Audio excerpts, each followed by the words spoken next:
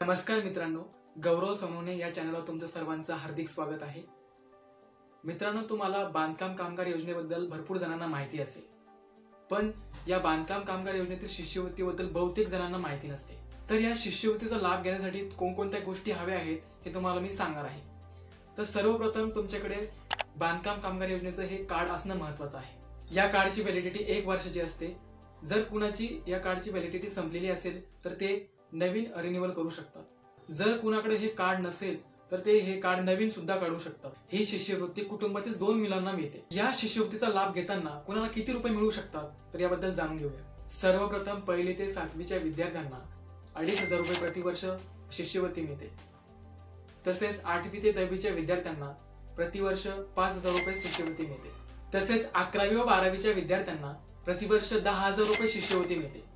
तसेच ग्रॅज्युएशन मध्ये शिकणाऱ्या विद्यार्थ्यांना प्रतिवर्ष 20,000 रुपये शिष्यवृत्ती मिळते।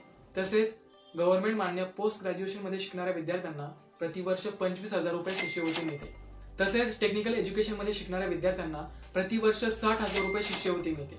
आणि मेडिकल एज्युकेशन मध्ये शिकणाऱ्या विद्यार्थ्यांना प्रतिवर्ष 1 लाख रुपये शिष्यवृत्ती मिळते। अशी ही शिष्यवृत्ती विद्यार्थ्यांच्या कोर्सनुसार किंवा विद्यार्थ्यांच्या वर्गानुसार वितरित केली जाते।